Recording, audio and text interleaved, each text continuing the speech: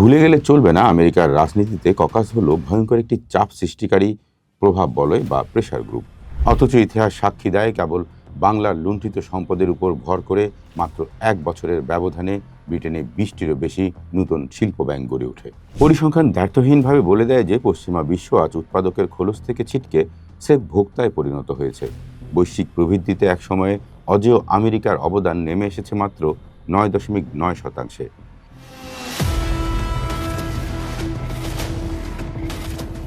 ক্ষমতা, জ্ঞানকাণ্ড ও পুঁজি কখনোই কোনো নির্দিষ্ট জাতি, ভূখণ্ড বা সভ্যতার জন্য চিরস্থায়ী বন্দোবস্ত নয়। ইতিহাসের চাকায় ক্ষমতার ভরকেন্দ্র প্রতিনিয়ত দিক বদল করে। এক সময় গোটা দুনিয়ার জিডিপির এক বিশাল অংশের একক অংশীদার ছিল এই ভারতবর্ষ। যখন British east India company Bangla, Bihar, উড়িষ্যার দখল করে, তখন খোদ ব্রিটেনে শিল্প ব্যাংক ছিল হাতে গোনা কয়েকটি। অথচ ইতিহাস সাক্ষী দেয় কেবল বাংলার লুণ্ঠিত সম্পদের উপর ভর করে মাত্র 1 বছরের ব্যবধানে ব্রিটেনে 20টিরও বেশি নতুন শিল্প ব্যাংক গড়ে ওঠে। যে ব্রিটিশ সাম্রাজ্যের দাপট নিয়ে একসময় গর্ব করে বলা হতো ব্রিটিশ সাম্রাজ্যে কখনো সূর্য অস্ত যায় না, সেই ব্রিটিশ আজ শক্তি হারিয়ে বিশ্বমঞ্চে মূলত আমেরিকার তল্পিবাহক বা ছোট ভাইতে পরিণত হয়েছে। আবার মহাশক্তিশালী এই আমেরিকার ইতিহাসও বড় অদ্ভুত। ইউরোপের সমাজ থেকে বিতাড়িত ভাগ্যান্বেষী, ডাকাত, দস্যু আর অপরাধী প্রকৃতির মানুষদের মাধ্যমেই একসময় আদিবাসীদের রক্ত ঝরিয়ে গড়ে উঠেছিল আজকের আমেরিকা। সোভিয়েত ইউনিয়নের পতনের পর সেই আমেরিকাই অবশ্য বিশ্ব মোড়লে পরিণত হয়েছিল। কিন্তু ইতিহাস কাউকে যেমন চিরস্থায়ী সিংহাসন দেয় না, তেমনি আজকের দিনে পশ্চিমাদের একক আধিপত্য খর্ব করে চীন সহ বহু এশীয় দেশ ঠিকই প্রবল প্রতাপে মাথা তুলে দাঁড়িয়েছে। ফলে পুরনো ও ধসে যাওয়া মার্কিন বলয়ের সাথে অন্ধের মতো গাঁটছাড়া বেঁধে বৈশ্বিক অন্য শক্তিশালী মিত্রদের শত্রু বানানোর যে কৌশল বাংলাদেশ গ্রহণ করেছে, তা কোনোভাবেই মঙ্গলজনক হবে না। ইতিহাসের অমুক নিয়ম হলো, অর্থনীতি যেখানে যায়, জ্ঞান, বিজ্ঞান, সমরশক্তি ঠিক তাকেই অনুসরণ করে। জ্ঞান অর্জন বা যুগান্তকারী গবেষণার জন্য পৃথিবীর মেধাবীদের আর দীর্ঘকাল পশ্চিমের দিকে তাকিয়ে থাকতে হবে না, বরং বৈশ্বিক উচ্চশিক্ষার ভবিষ্যৎ গন্তব্য হতে চলেছে পূর্ব এশিয়া।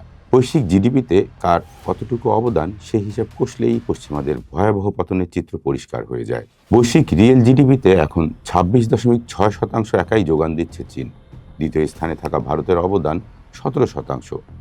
অর্থনীতিকে হাতিয়ার বানিয়ে চীন ভারত আজ উদ্ভাবন আর সামরিক শক্তিতে পশ্চিমাদের পিছনে ফেলছে।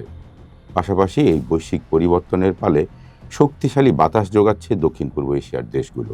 উদীয়মান অর্থনীতির অংশ হিসেবে বৈশ্বিক জিডিপিতে ভিয়েতনামের অবদান 1.6% এবং প্রযুক্তি কেন্দ্র হিসেবে মালয়েশিয়ার জিডিপিতে অবদান প্রায় 0.4%, যা অত্যন্ত তাৎপর্যপূর্ণ। মালয়েশিয়া তার অত্যাধুনিক শিক্ষা কাঠামো ও সাপ্লাই চেইন দিয়ে সেমিকন্ডাক্টর শিল্পেও নিজেদের হাতে নিয়েছে। অন্যদিকে চিপ উৎপাদনে বিনিয়োগ আকর্ষণের কেন্দ্রবিন্দুতে পরিণত হয়েছে ভিয়েতনাম। পরিসংখ্যান দ্ব্যর্থহীনভাবে বলে দেয় যে পশ্চিমা বিশ্ব আজ উৎপাদকের খোলস থেকে ছিটকে স্রেফ ভোক্তায় পরিণত হয়েছে। বৈশ্বিক প্রবৃদ্ধিতে একসময়ে অজেয় আমেরিকার অবদান নেমে এসেছে মাত্র 9.9%। রাশিয়া, চীন, ব্রাজিল কিংবা সৌদি আরব নিজেদের স্থানীয় মুদ্রায় বাণিজ্য শুরু করে যখন একচেটিয়া ডলারের অহংকার ভাঙছে, তখন পশ্চিমা শক্তিগুলোর আধিপত্য হুমকির মুখে। সভ্যতা, সম্পদ আর ক্ষমতার বাতাস যখন চূড়ান্তভাবে পশ্চিম ছেড়ে প্রাচ্যের দিকে বইতে শুরু করেছে, বাংলাদেশ ঠিক তখনই উল্টো পথে হাঁটছে মার্কিন আধিপত্যের ক্ষয়িষ্ণু শিকলে নিজেকে আবদ্ধ করতে। এই চরম পরাবলম্বন বা নতি শিকারের একটি সুস্পষ্ট মাইল ফলক রচিত হয়েছে গত জাতীয় নির্বাচনের মাত্র 3 দিন আগে, 9 ফেব্রুয়ারি। সেই দিন যুক্তরাষ্ট্রের সাথে সরকার একটি অতি মাত্রায় অসম বাণিজ্য চুক্তি স্বাক্ষর করে। এই চুক্তির প্রতিটি পরতে বাংলাদেশের জাতীয় স্বার্থ দারুণভাবে ক্ষুণ্ণ হয়েছে। কৃষি, শিল্প, বাণিজ্য, শিক্ষা, প্রযুক্তি থেকে শুরু করে অত্যাবশ্যক ওষুধ শিল্প পর্যন্ত প্রায় সবটুকুই কার্যত আমেরিকান নিয়ন্ত্রণে সঁপে দেওয়া হয়েছে। এই ঘটনার পরপরই সামনে আসে আরেকটি অভিনব পরিস্থিতি। বাংলাদেশের সার্বভৌমত্বের সর্বোচ্চ প্রতীক জাতীয় সংসদের পবিত্র চত্বরে অত্যন্ত প্রকাশ্য আয়োজনে পালিত হলো আমেরিকার 250তম স্বাধীনতা দিবস।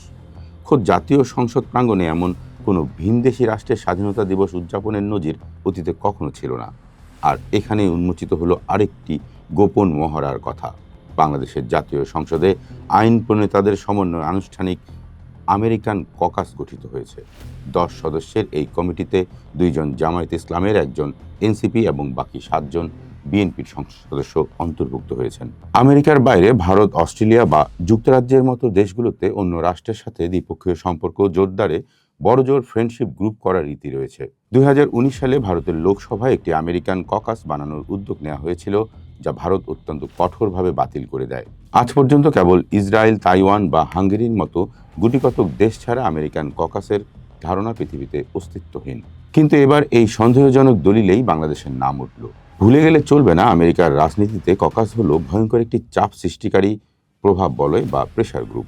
আমেরিকান আইনসভার ইতিহাস ঘাটে দেখা যায়, ইসরায়েলকে অন্ধভাবে সামরিক সহায়তা দিতে সেখানকার শক্তিশালী ইসরায়েলি ককাস অনবরত মার্কিন পেন্টাগনকে লবিং করে যায় এবং ইরানের উপর চরম আঘাত হানতে ওবামার ইরান চুক্তি পর্যন্ত বাতিল করিয়ে ছাড়ে। অপরদিকে কংগ্রেশনাল ভেনেজুয়েলা ককাসের মতো বলয়গুলো ভেনেজুয়েলার রাষ্ট্রীয় অর্থনীতির লাইফলাইনে মার্কিন অবরোধ বসিয়ে একটি বৈধ সরকারকে উৎখাতের পরিস্থিতি তৈরি করে। বাংলাদেশের সংসদে বসে এই ককাস নিশ্চয়ই স্বাধীন দেশের হয়ে ছড়ি ঘোরাবে না। 9 ফেব্রুয়ারির অসম বাণিজ্যের চুক্তিকে চূড়ান্ত বাস্তব রূপ দেওয়া এবং খোদ সংসদের অন্দরে বসে আমেরিকার স্বার্থ সুরক্ষার প্রাতিষ্ঠানিক পাহাদারের ভূমিকায় পালন করা ছাড়া এই ককাসের আর ভিন্ন কোনো উদ্দেশ্য নেই। জোট নিরপেক্ষ ন্যায় আন্দোলনের একটি গর্বিত দেশ হিসেবে বাংলাদেশ সবসময় পরাশক্তিগুলোর একটি সুস্পষ্ট ভারসাম্য বজায় রেখেছে। শীতল যুদ্ধ থেকে শুরু করে প্রতিটি সংকটেই সুপার পাওয়ারদের খবরদারি বাংলাদেশ প্রত্যাখ্যান করেছে। বিশেষ করে যে আমেরিকা 1971 সালে মুক্তিযুদ্ধে বাংলাদেশের সংগ্রামকে প্রজ্বলিত করতে বঙ্গোপসাগরে 7ম নৌবহর পাঠিয়ে পাকিস্তানি দোসরদের বাঁচাতে চেয়েছিল, আজ বাংলাদেশ আবারও কেন সেই পরাশক্তির ফাঁদে আটকা পড়ছে। 71 ডিসেম্বরে তৎকালীন পরাশক্তি সোভিয়েত ইউনিয়নের পাল্টা নৌ করা অবস্থানের কারণেই সেদিন আমেরিকার সেই নৌবহর পিছিয়ে যেতে বাধ্য হয়েছিল। কিন্তু আজকের বাংলাদেশের সামরিক বেসামরিক কেনাকাটার পুরোটাই পশ্চিমাদের ঘাড়ে সঁপে দিয়ে কার্যত 50-60 দশকের পাক মার্কিন সেন্টো বা সিয়াটোর আদলেই সাম্রাজ্যবাদের অধীনস্থ হচ্ছে বাংলাদেশ। একক আধিপত্য বা মনোপলির দুনিয়া আর টিকে নেই। এক অদ্ভুত তোষণ নীতির কারণে এটা স্পষ্টতই বোঝা যাচ্ছে যে দেশের সংসদে দাঁড়িয়ে চীন ককাস বা রাশিয়া ককাস নিয়ে কোনো বিন্দুমাত্র আগ্রহ প্রকাশ করবেন না কেউ। একটি পুরনো ক্ষয়িষ্ণু বিশ্বশক্তির প্রতি এভাবে সব দিক উজাড় করে শর্তহীন হেলে পড়া মানে গ্লোবাল সাউথের উদীয়মান পরাশক্তিগুলোকে স্বেচ্ছায় এড়িয়ে যাওয়া, যা দীর্ঘমেয়াদে ভয়ঙ্কর কৌশলগত ও জাতীয় ঝুঁকি।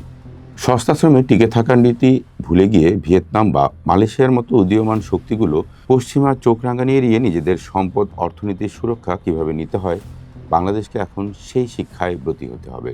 অনুসরণ করতে হবে মালয়েশিয়ার প্রযুক্তি দক্ষতা বা ভিয়েতনামের বাস কূটনীতি। পশ্চিমের আকাশে যখন পরন্ত বিকেলের আধারে ক্ষমতা মিলিয়ে যাচ্ছে, ঠিক তখনই প্রাচ্যের পূর্ব আকাশে উদিত আলোকিত ভবিষ্যৎকেই বাংলাদেশের পরবর্তী পাথেয় করা বুদ্ধিমানের কাজ হবে। ডুবন্ত মার্কিন তরী কখনোই বাংলাদেশের নিরাপদ গন্তব্য হতে পারে না।